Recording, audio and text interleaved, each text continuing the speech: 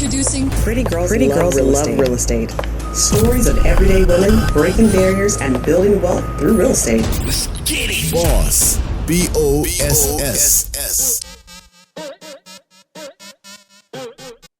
Hello. Thank you for tuning in to another episode of Pretty Girls Love Real Estate podcast. I'm your host, Jessica Washington, and I'm excited. I have another great episode for you guys today. My guest is Rahel Fikre, and she is a store development manager for Starbucks, but she's also done site selection and development for other organizations like 7-Eleven and Exxon Mobile in the past. So she's got a wealth of experience in the retail market.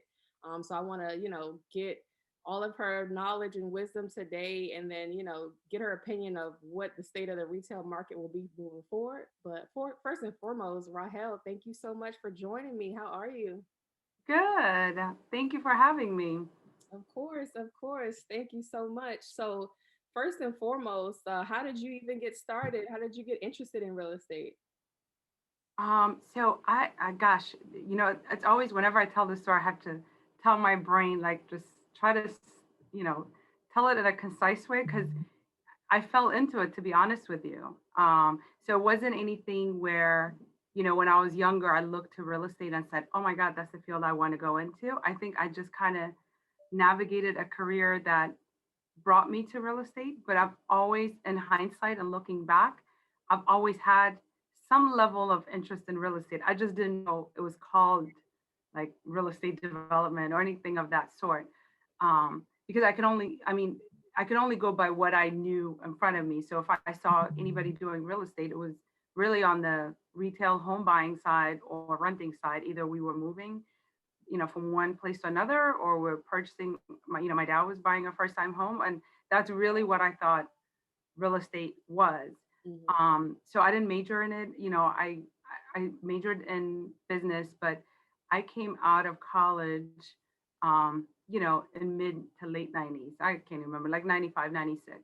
So when I first came out of college, I really was focused more. I was an international business major, and I minored in French and economics. So I thought I was going to be doing development work or something along the lines of that. But I didn't realize development, it really was development anyways. It's just an indirect way towards it, because I was really interested in figuring out how development works, infrastructure development, and really more focused on Africa at that time. So that's what I thought I was going to be doing. I was going to go to Peace Corps and just kind of travel this path of figuring out economic development in undeveloped countries. But needless to say, I never left anywhere. I was here. And so, I had a tough time initially getting a job. So I was really kind of, doing waitressing and just doing odds and ends at that time, just trying to figure out where I wanted to go. I didn't want to interview with any specific firm at that time, primarily because I knew that's not the way I wanted to go, because it felt too limiting to just go into a finance job or a marketing job or an accounting job. Like, I had a little bit of those just because of my major, but it didn't speak to me at that time. So I really didn't know. And it was frustrating too, because for my family, here I am, I graduated and I'm back to waitressing. So what are you doing, kind of thing. But I was temping. I left that and I was temping at that time, mobile.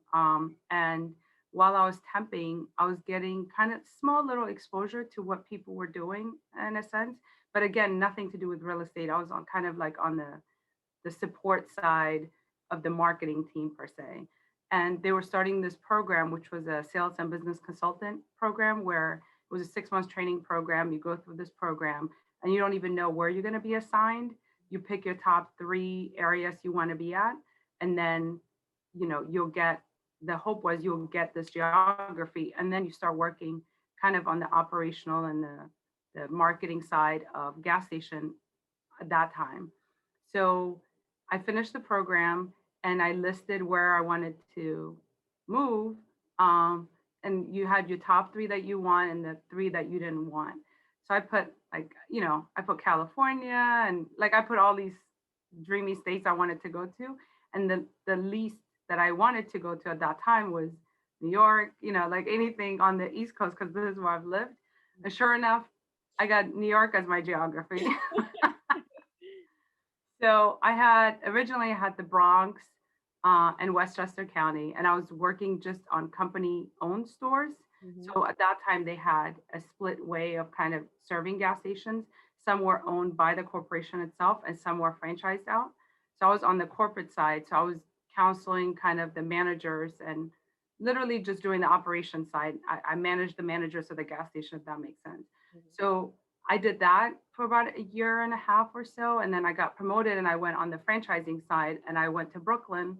And at that time, I think there were probably about 36 or 37 gas stations in Brooklyn. So I would work with the franchisees. I didn't really have control anymore. I didn't have a say so in terms of who to hire, who to fire. It was really just consulting and influencing basically. So it was a different way of working because when you're on the corporate side, you know, you pretty much kind of set the agenda, I guess, for lack of a better word, in terms of, you know, how people get trained, how they move within the you know, from station to station and so forth. If somebody wanted a progression to go from, you know, front clerk to a manager, what that looked like. So I love that part of it, like the people development side of it. But it still, again, wasn't real estate, but it was development. It was just the person development part. So when I started working in Brooklyn, it was interesting because I grew up in Brooklyn, I mean, in New York, not necessarily, I mean, I went there as an adult, but my worldview changed so much because I was exposed to so many things I had no clue about. And so at that time, these 36 owners, most of them were individual owners where, you know, they came from different places. They landed in Brooklyn and most of them, you know, put their life savings to open this one gas station. And it was kind of their livelihood of how they raised their family and, you know, what they did kind of thing. And not to time myself, but at that time, you know, some of them didn't even use fax machines. They still had, I don't know if you're probably too young to remember, but most of the gas stations you go to, especially in urban areas, you know, they had the big, what do you call it? Like security window. There was no customer service necessarily. It was more like just, it was because it was like tough too, in a sense, just pay, get your gas and go kind of thing. It didn't open the door and welcome you. And you didn't really have selections to choose from. You actually paid more for your cookie than you would if you went to, you know, a grocery store, 7-Eleven, because it was just different. But for me, like just kind of having to work with them and kind of just teaching about friendly service, customer service, and removing all the like signs like do not loiter, do not enter, you know, nothing over $20 and security camera everywhere. Like there was just a lot of signs because they were operating really out of fear in a neighborhood they didn't really understand. So for me, I felt like I was that bridge in a sense with them. Like I understood kind of what, you know, they're operating in these environments. And a lot of the owners were, you know, there were a lot of Greeks and Turkish, Jewish Americans, Pakistani, I mean, you name it. It was literally everyone else was operating all these, but I got to know them and their families and kind of explain certain things. So I did that for about 3 years, but again, it wasn't real estate, but it was like almost like a component of real estate in a sense, because it was like, how do you show up in a neighborhood? How do you provide services that the neighborhood wants? And, you know, how do you still make money and operate? And how do you manage your, you know, your staff? So it was still like a different component. So I guess long story short, this is why I tell you, my stories can start getting really in different directions. So I have to pause myself. I said, no, this is interesting because it kind of transitions what you said. Like it's a similar, I guess, demographic of people that are also the franchisees for 7-Elevens mostly. So. Absolutely. Absolutely. So I remember at that time, Mobile came up with a program called On the Run. And, you know, the company merged with Exxon. So it was just a chaos time during that time. But On the Run was going to be like this whole different way of doing things. It was actually really bright. It was yellow, of all things, with like this teal and pink color signage. Everything was brightly lit. Everything was about welcoming you inside the store. And then everything had a program, a planogram, and da-da-da-da-da kind of thing. And it was like a huge mind shift for them. Like, what? You know, I've closed my stores and operated without even opening the door all these years. And now you want me to take everything down and have this big, bright spot. And so it was just a big transition time for them as well as for the company as well too. And we were going around selecting out of all of them, which one would be a successful on the run versus the one that remained a bay and operated, kind of just providing that service. So that was site selection. And that was like my window to what even that meant, because I had to go around figuring out which ones made sense to convert and they looked like they were prime for convenience store versus the ones that remained as a mechanic shop, because you need those, especially then. You don't see them as much now. But that was my intro to real estate. So, I was talking to my director. I really wanted to go into real estate, but at that time, gas stations were really not developing real estate because things were kind of shrinking actually. And they were eventually getting out of the market and they were going to be sold off to jobbers and so forth. But, nobody shared that at that time. It was more of, you can't get into real estate because it was just a highly coveted part of the company in a sense, where people that have been doing it, they've been doing it for years. And they knew, as most of those folks retired, that part of the company was never going to be funded fully anyways, because we're not developing new sites. I didn't know that part. So I found it frustrating. I couldn't move up. They kept giving me a different job. And, I went and became an analyst and all these different things, which was great. But it was just not my thing, because now I had to sit in front of a computer and I was checking out. I don't even know how I got into a finance analyst position, to be honest. But it just didn't fit for me, because I like being out in the field. I like developing relationships. I like looking at sites and all that kind of stuff. So 7-Eleven was creating a program, a conversion program, where they were trying to convert just independent stores to 7-Elevens. And that's how I got recruited into this field. I had a friend who was working in that field, and she kind of, told me that they were growing in this field. I applied. They moved to New Jersey. And then that began my career in real estate in a sense. So I went from doing that for about a year, and then that program didn't really do too well. So then I started working more on the real estate and new source site selection. I started working with developers and so forth. So hopefully I try to tell in a concise way, but really that's kind of how I ended up in real estate. And after 7-Eleven, I've been with Starbucks for about 8 years now. So it kind of just grew as I learned more. And I realized, gosh, the more I learned, the more I realized, my God, this field is very fascinating. There's so many components to it I didn't even know existed. And here I am.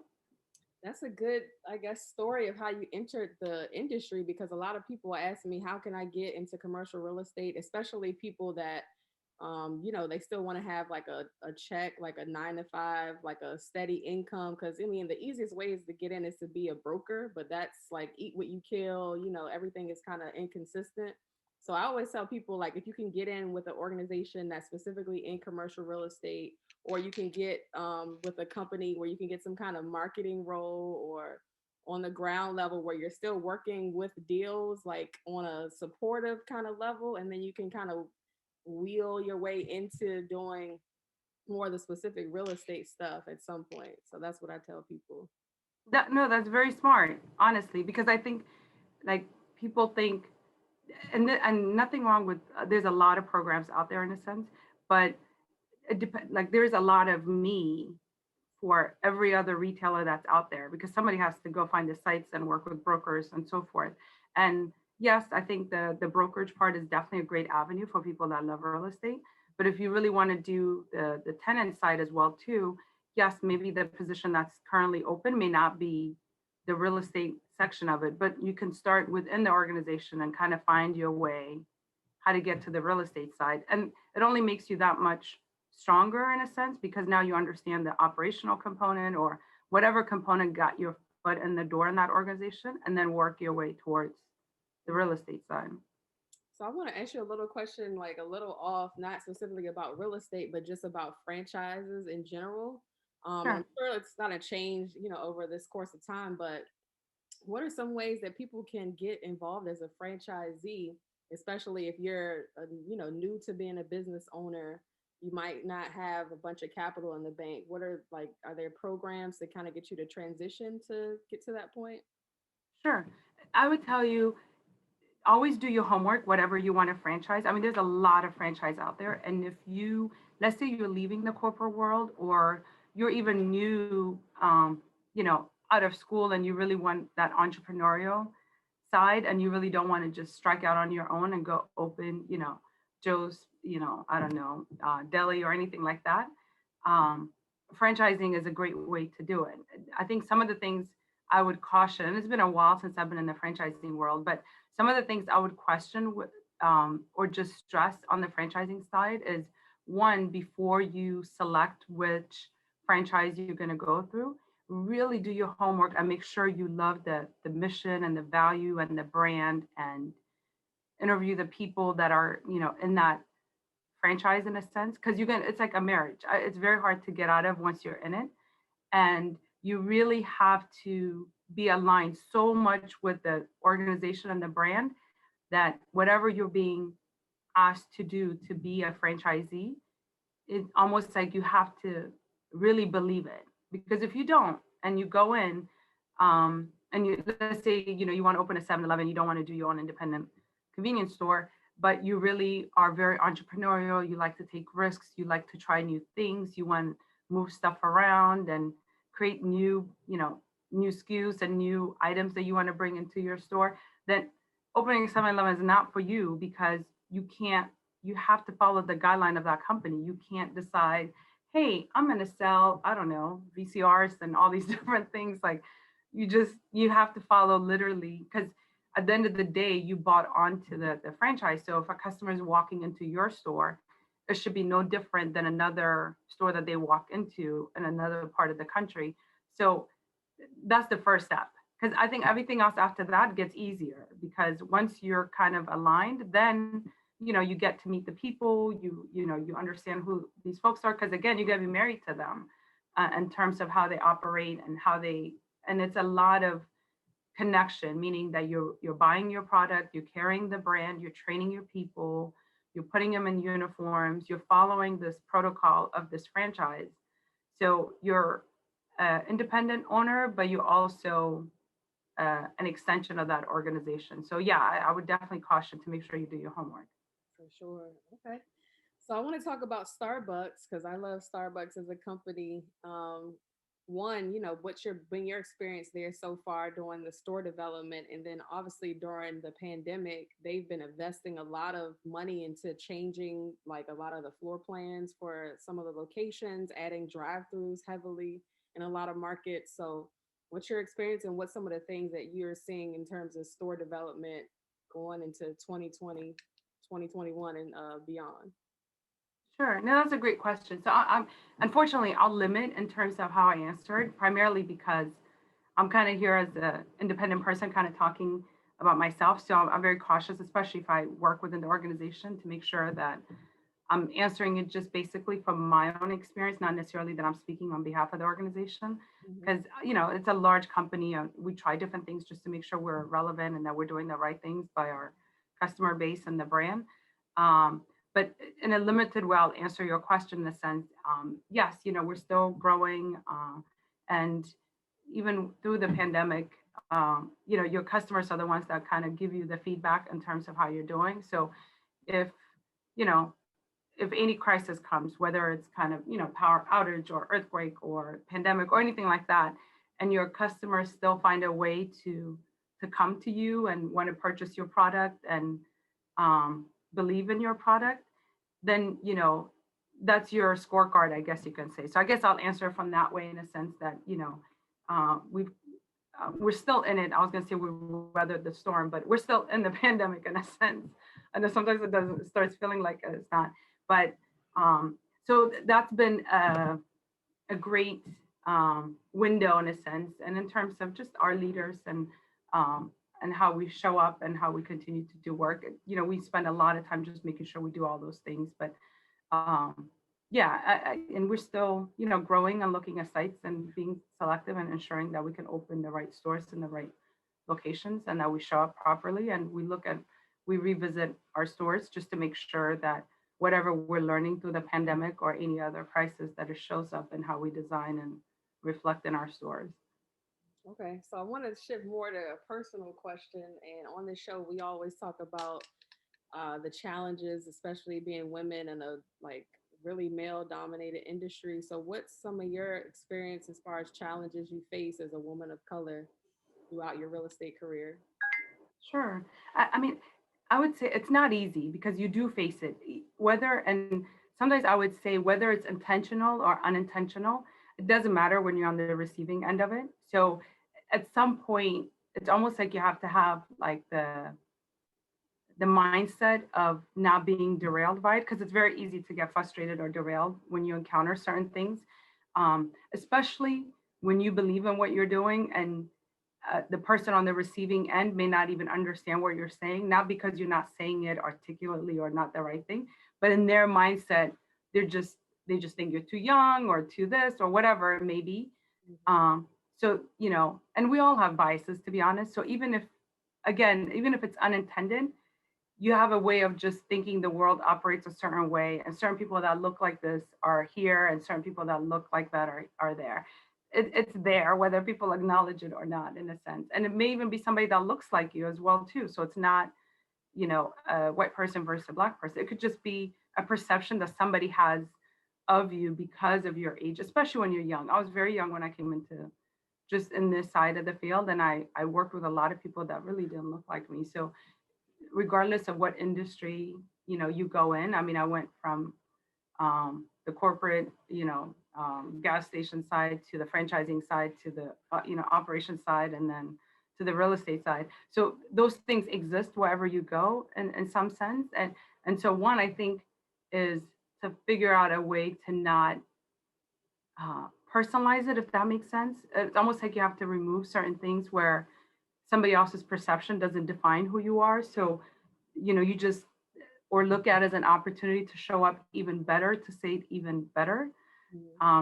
So for me, I've used it it's motivated me a lot to learn more and to not get, I've hit walls and a lot of times where I'm like, I'm done, I'm out, this organization is not for me, or this field is not for me, or why am I even doing this? And I've had more of those than I would like to even admit to myself, to be honest with you. But I think if you have a sounding board, I have a couple of great girlfriends that are in this field as well. And, we typically, like, we go out and we have drinks and we chat, and then you realize it's really not just you, it's just a perception that people have of you. And then two, it's what you do after, right? Because those same people can assume you don't know what you're talking about or anything like that. But I think once they consistently see you not give up, keep going, and actually, you may be saying something that they need to hear that they didn't even consider, and they may think it's way out of left field because they're not used to considering it from that angle.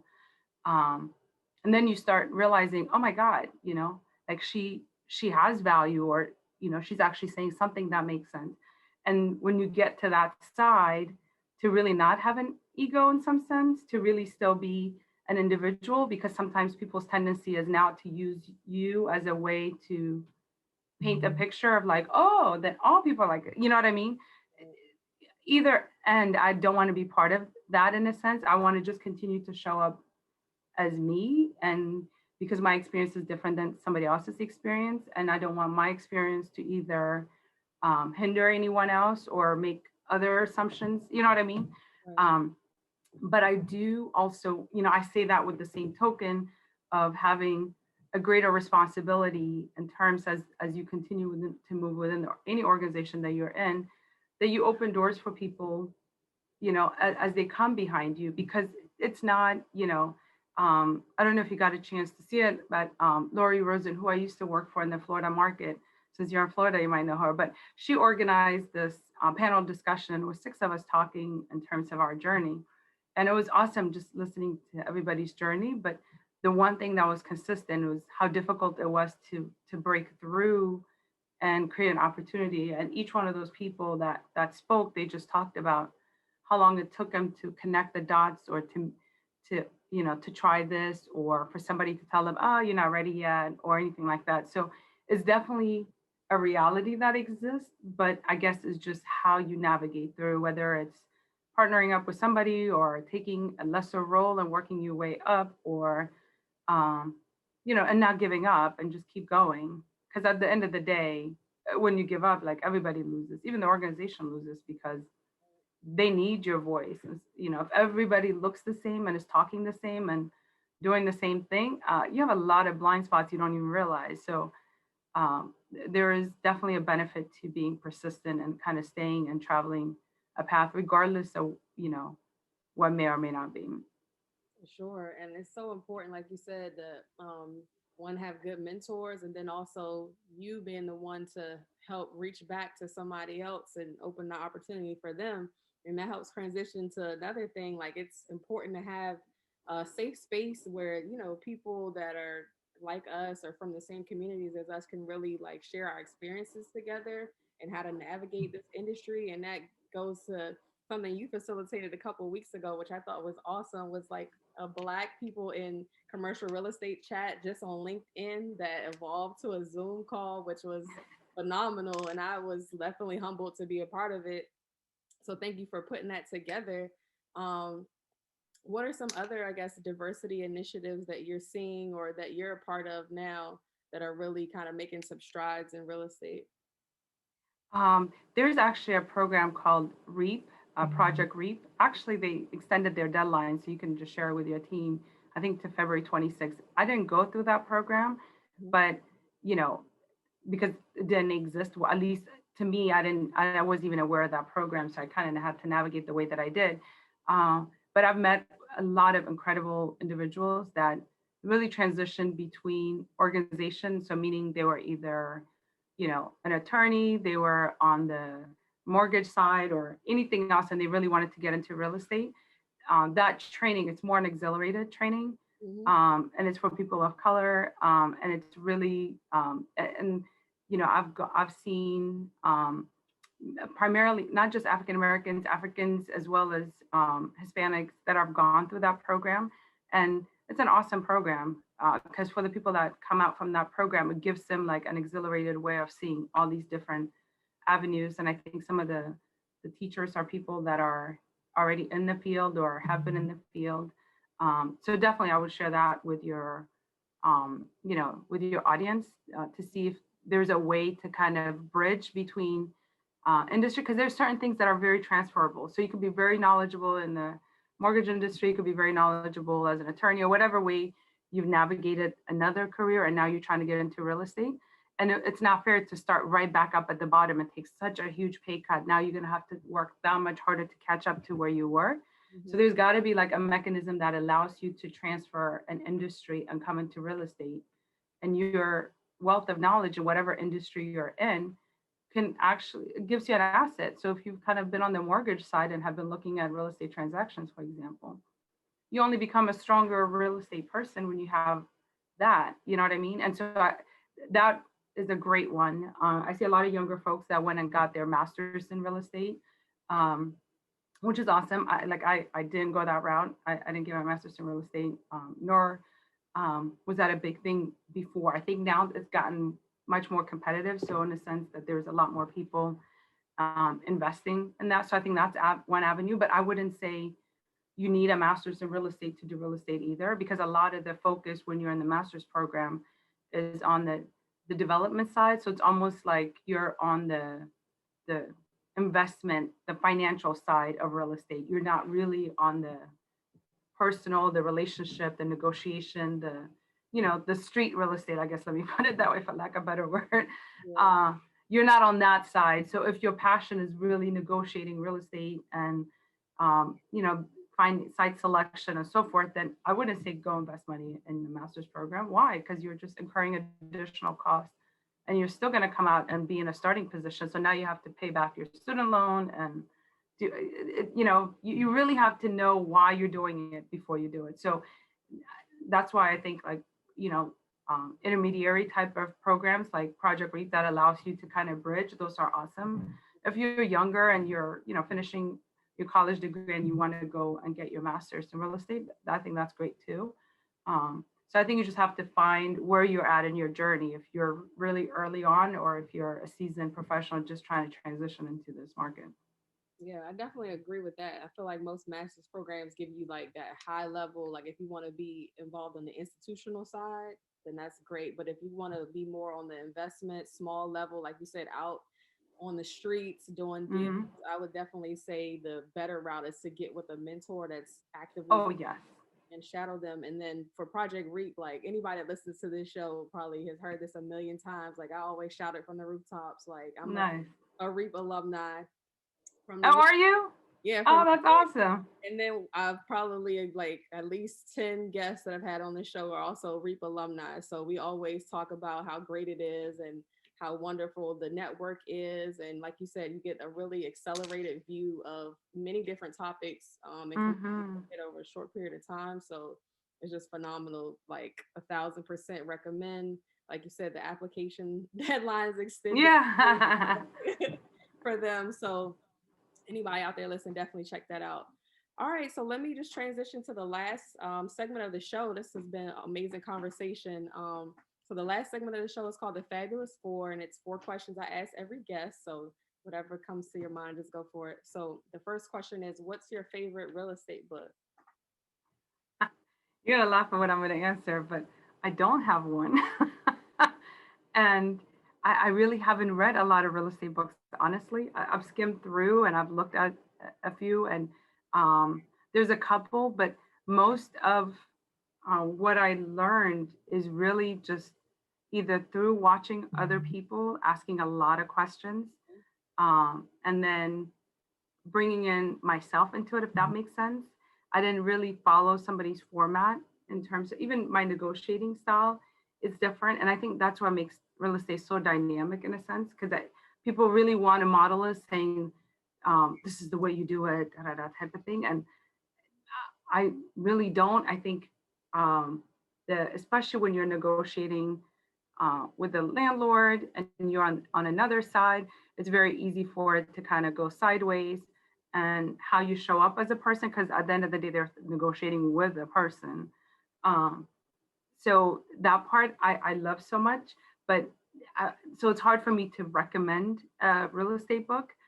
But I read a lot, especially I focus a lot on either spiritual books or how our brain works, just how to show up a better human being in this world, period. So those kind of books, I can list them all, but it's really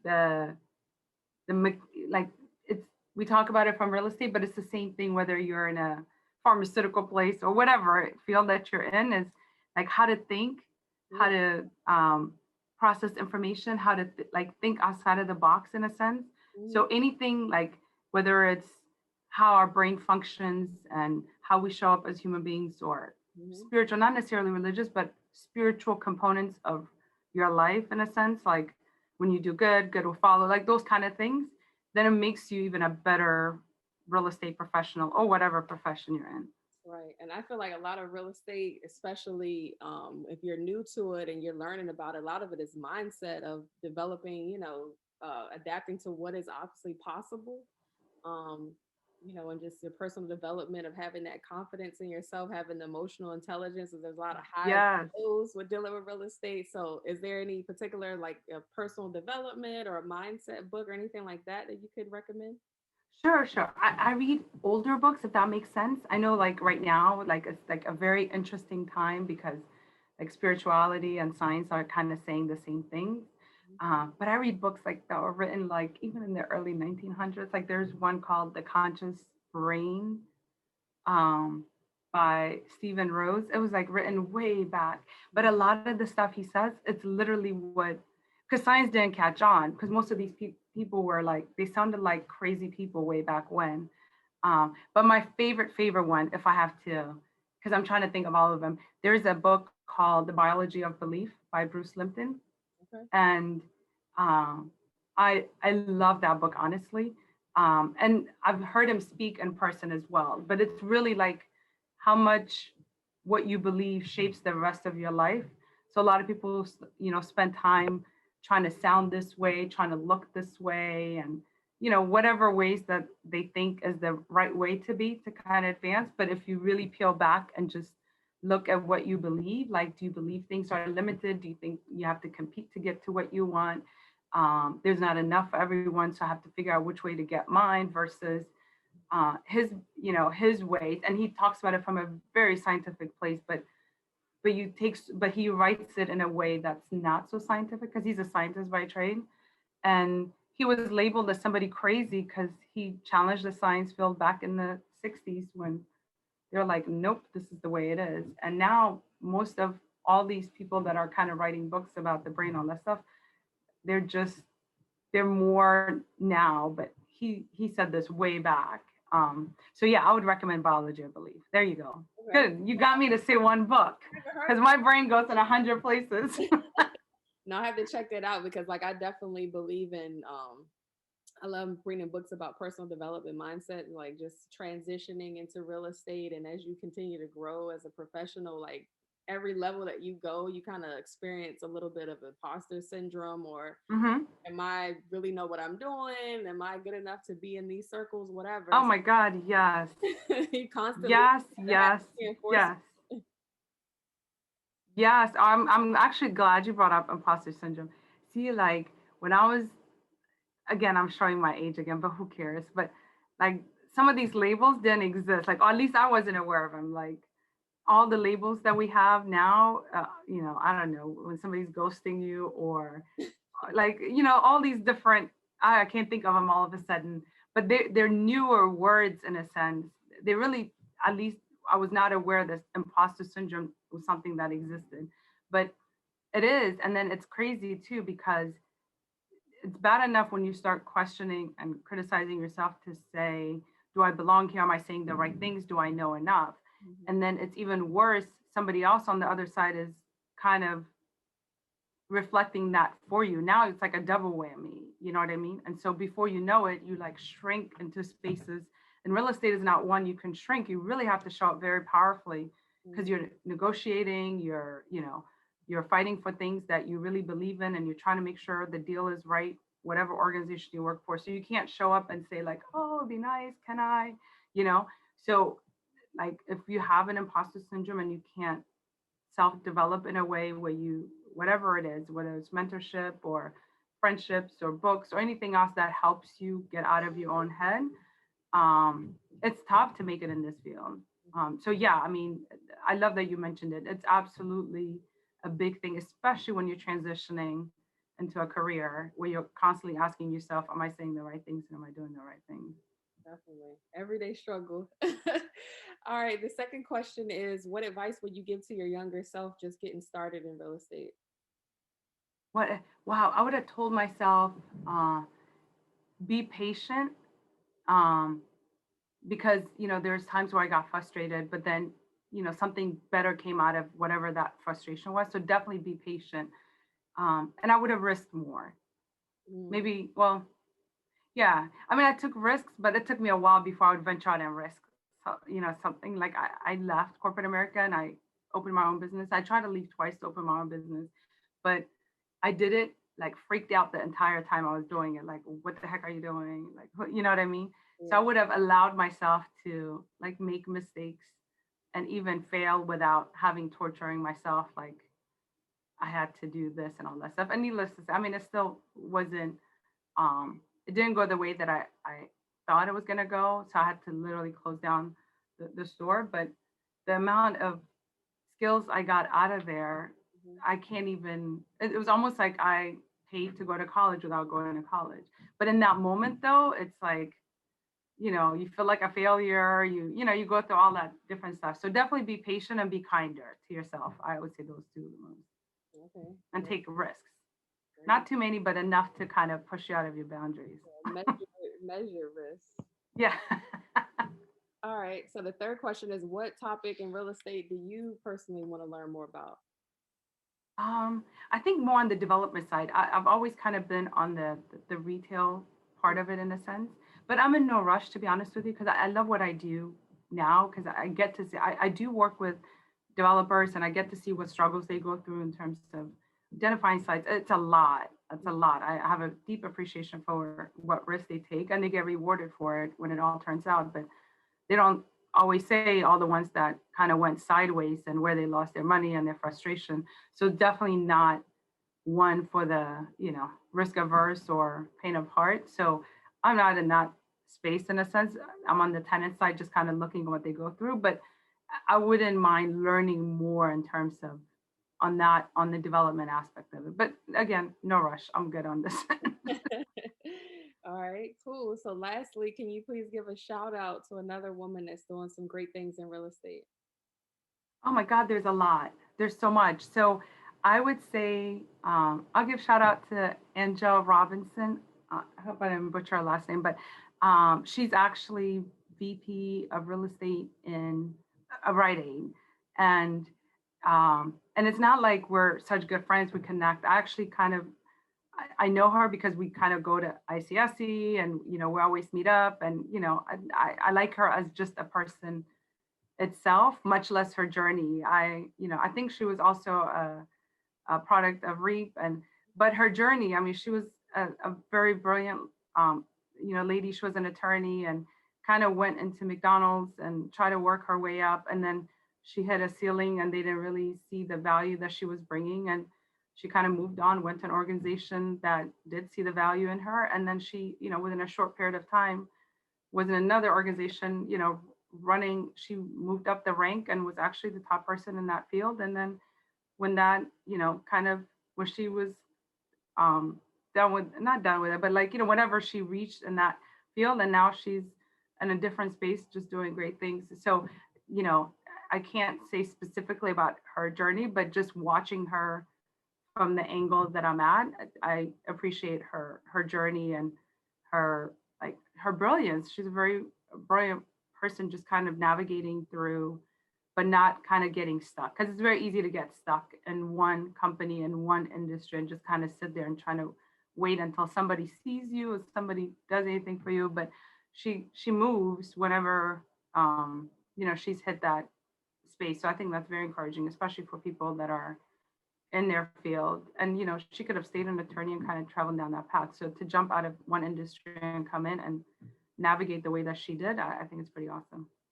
Yes, for sure. Shout out to her. She's definitely being part of the REAP family is definitely a name you hear often that she's doing. Oh, really? Okay, good. So she's been doing a lot of things for, just REAP and helping people, in the industry and always looking to reach back. So yeah, she's awesome. So cool. Sure. And then it's hard to pick one, right? Because there's so many. Really, you may not see them, but there is so many doing great things. And from a friendship level, I have a friend named Yolanda Holmes, and she kind of struck out on her own now, but same thing, her and I have kind of navigated our careers together. But, there's a lot of women, that I'm either friends with, or at least I know of, or in close proximity enough to kind of admire how they've navigated their careers and what they're at. Yeah, and that's so key, just having that safe space and that sisterhood bond, so we can share our experiences, so we can keep pushing each other forward. So that's super important. So how can people get in touch with you or follow you on social media if they want to just keep abreast with what you have going on? Sure. It's funny because, again, I'm telling you, I keep showing my age, but Twitter and Instagram, I'm newer. I just started using them, to be honest with you. I'm more because I volunteer with a couple of organizations here locally, and they're young. We're trying to just reach younger kids, especially between the age of 14 and 20, and we're just to be more open in terms of what field. It's not even really related to real estate. It's really more towards, I feel like we're going into a newer era, especially for younger folks, and preparing them to be problem solvers and creative thinkers and kind of look at life a different way and I work a lot with their parents to make sure that, because there's an idea of be an engineer, be a doctor, this path that's kind of drilled into what comes. Education means that, but education really just means opportunities that become open to you, because now you at least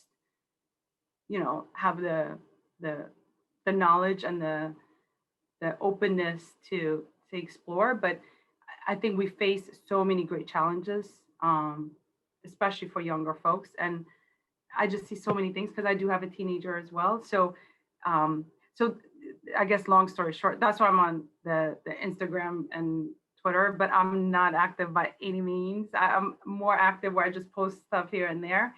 So I'm a Facebook person just because most of the people that are my friends I've either known in elementary school, middle school, high school, somewhere along my journey I've known in person.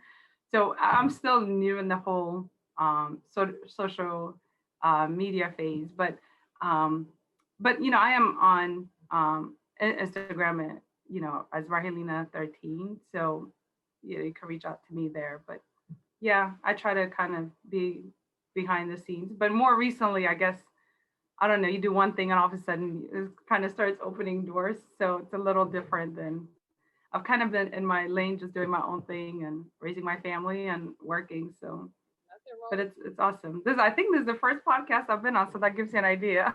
Appreciate it. Well, we're definitely gonna get your followers up, hopefully from people listening to this show and wanting to reach out to you. So Awesome. Well, hey, I love what you do. I think this is I think you make real estate very personal for people, to look at it, not necessarily like, from a suit and tie and you do these and you do A, B, and you get C, but more from a very personal standpoint where, if you're interviewing people and you really get to hear their stories and you can kind of bridge and connect, kind of even kind of when you ask me questions or you're kind of coming in to explain something, it's that's awesome because that's not always the case. In a sense, you create like this way of making it very personal where a person can see themselves and say, hey, you know what, I do want to know what books I should read, and I do want to know what things I can do that may necessarily be that, I have all this financial wherewithal to go ahead and spend here, but in your own way, you get information. People like really underestimate the power of information, honestly. Because like, had I had information when I was younger, the world would have been very different. My journey would have been a lot shorter. There were so many things where I stumbled upon it and I'm like, what is this? And then all of a sudden I'm like doing a research of like, I don't even know what this is called. In general, like I was clearly living under a rock for like the first 30 years of my life. So I just hope to be able to educate somebody before then that can, wasn't exposed to it so they can much earlier. So. Absolutely.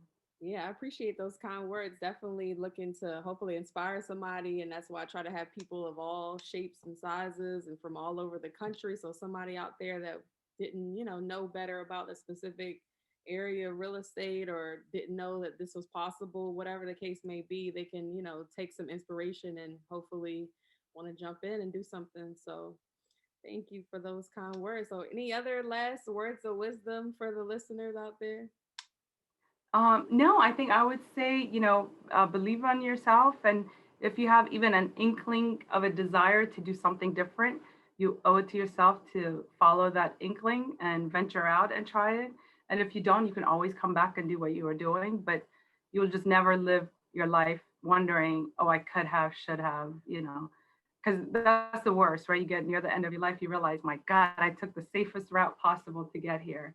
And there are so many different avenues for me to grow and stretch. And for me, I think I used to be so scared of failing or being perfect and saying the right things and doing the right things. I think was part of my upbringing too, to be honest.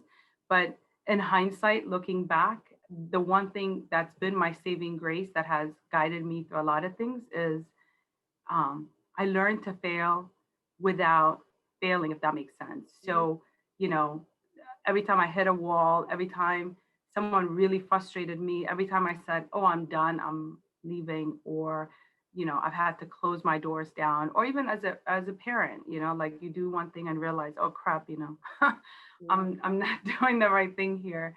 That ability to kind of self-reflect, and course correct, and even hear feedback from people.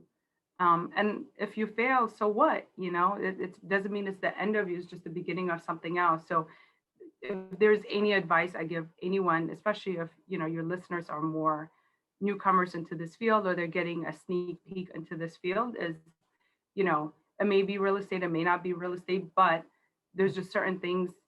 The real estate component is it's visible. Like you see the transaction, you do this, you get, in some places you may not have that result that you get to see, but for every difficult challenge that you face, for every time a door closed, there's something else that's opening. So I would say just never give up. I know that sounds cliche, but never give up and don't be afraid to fail. And real estate is definitely one of that you have to have it as part of your muscle.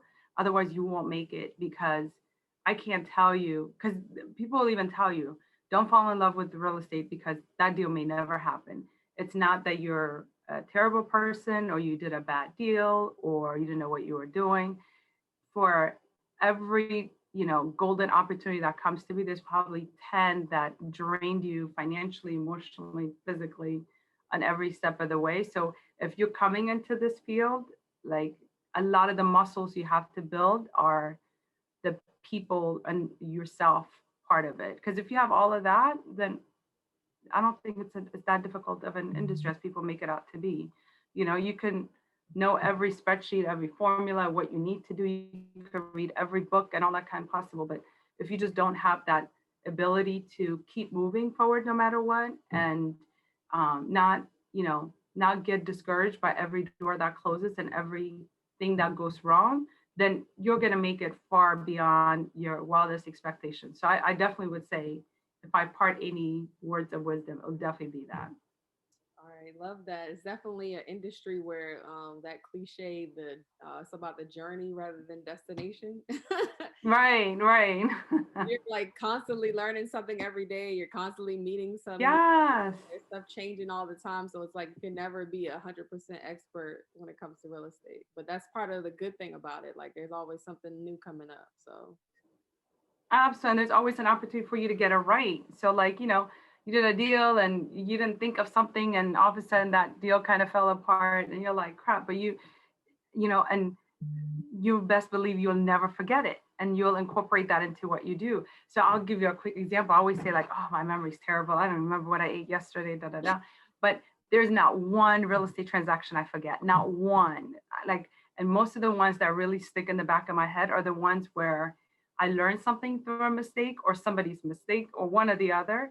And because of that, I'll make sure this will never happen in any deal again. You know what I mean? So you have to be that kind of person to really continue to grow in this field, because there's just too many things to consider. You're not going to be an expert. You're going to have to deal with so many complex layers of finding the site, negotiating the site, designing the site, developing the site, going to township meetings, working with engineers or architects, whatever it may be. There's so many opportunities for it to go wrong. You have to be able to, like, admit if you've made a mistake or something occurred, so that way you learn and you grow and move on. So yes, I think that's probably, actually, I'm glad you asked it that way. Sometimes I have to, like, think out loud as I'm saying it. So I would definitely say that definitely would be the parting words, if that makes sense. okay, awesome. That was great advice. I love this conversation. I really appreciate you taking the time to come on today. So thank you so much for your time, Rahel. Really appreciate Thank you. It's been my pleasure, and keep doing your thing. I'll check it out. You bring on other guests, but I'm very proud of the work that you're doing. So thank you. Thank you. Thank you so much for those kind words. Well, all right, y'all. This was another episode of Pretty Girls Love Real Estate. Thank you again to my guest, Rahel Fikre, Store Development Manager for Starbucks. And you're based in like the Northern Virginia. I'm based in Washington, D.C., and my geography is in the Baltimore, Pennsylvania market. Got it. Cool. So anybody in DMV, tap in with her. So thank you again, and we'll see you guys on the next one.